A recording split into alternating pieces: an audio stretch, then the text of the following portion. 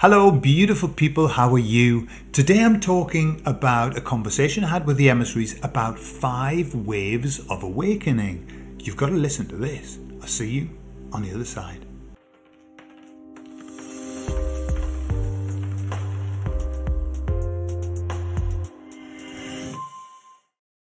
So what happened to me?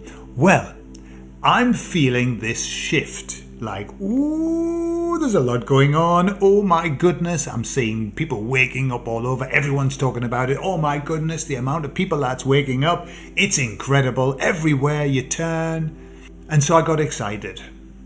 And because I got excited, I thought, well, I did this big cleanse, and I just took all of the channels that were bringing me down. And I thought, hey, I'm going to go and re-look at the channels because it was good. It was good information. It was just bringing my vibe down. So I did that. And what happened? Instantly, my vibe dropped. And I thought, oh God, I thought everything was going really well. And then of course you look, and of course you get good, and then you get bad, and then you get good. Oh, another speech from Klaus Schwab, and another video from Bill Gates, and you think, oh my God. So I was chatting to the emissaries about that, and I said, I made another mistake. I thought everything was okay. I thought I could step into the news world and be okay, because there was going to be so much good news, and of course there was not that much good news, or it was equally bad, and the bad impacts me far more than the good. Why? Because the good keeps you at the same level. The good news is keeping you there. You're there. Way. The bad news is bringing you out of your frequency, taking you down, and that's how you feel it. It's like, oh wow, that's really taking me down. Okay, so the emissaries, as I said I got excited and I thought everything was going well, and they said, and it was like this, they said, just a moment, Gordon, we're only in the first wave. Okay, and it was like, don't get yourself so carried away. We're only in the first wave of awakening. So I said to them, and it's unusual because we normally don't get into very, very fixed detail. The emissaries don't like that typically. So, and I keep trying it, they go, oh, well, we don't really get into that sort of detail. But I said, how many waves are there? How many waves of awakening are there going to be? And they said 5. Okay, 5 waves, distinct things that are going to happen, that are going to wake people up. So I said, oh, so we're in the first wave. I said, which is going to be the biggest wave? And they said, the third. Right, just like as quickly as that, the third one. And I thought, well, I need to find out what the waves are. So I said, can you tell me what the waves are? It was strange because I said, can you tell me why the third wave is going to be so big? And they said, no. Okay. But then I kind of changed the question. I said, can you tell me what the waves are? And they said, yes, we can tell you that. So, they said the first wave we're in now, and this is the COVID narrative falling, right? So that obviously makes sense with the things like the truckers who want the mandates taken away because it's just not working anymore, and countries are taking them away, and people are starting to see disparity everywhere. It's starting to come out on mainstream news about the miscounting of cases, and how I think, was it in the UK? I saw it where they were talking about the fact that if anybody had been reported of having COVID and they died within 3 months of having a positive test, they were put down as death by COVID. Can you believe that? Within 3 months.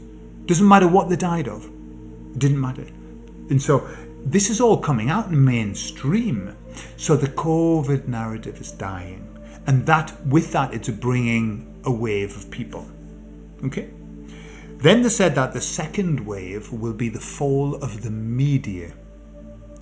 And when I think about it, I mean, this is what they're saying. I don't know. This is what they said. But thinking about it, it's like when people realize that they have been lied to about the COVID narrative. Who's lied to them? The media. So it's kind of like the next step, isn't it? Of, hang on a minute, we've been lied to for 2 years. Who's been doing that? The media. Already, I mean, the media is tumbling. It is falling on its arse because people don't trust it in the service. People just don't trust it anymore. And I think already, the end is in sight.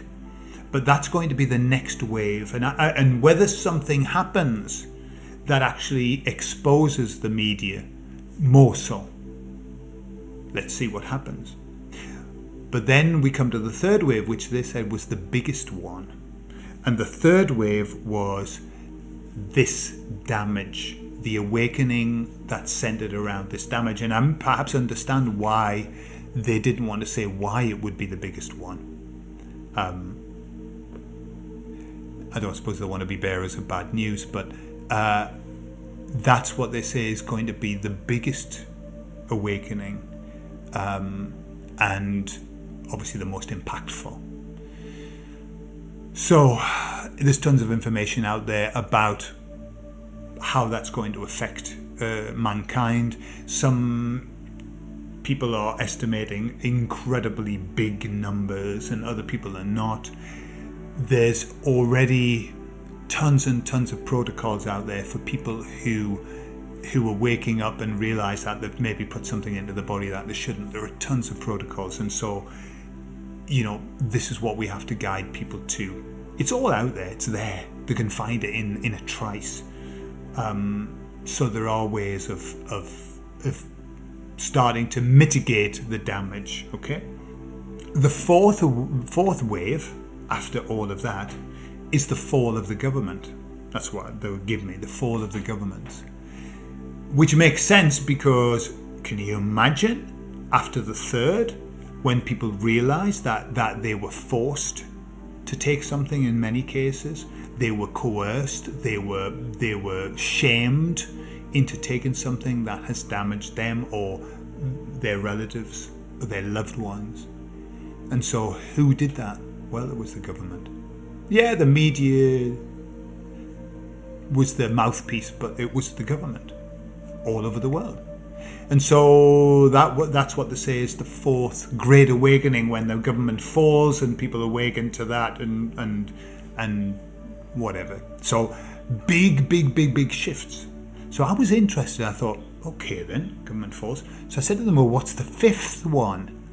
And they said the fifth one is the last one. It's the last 30% who stay in that cult for a while when they come.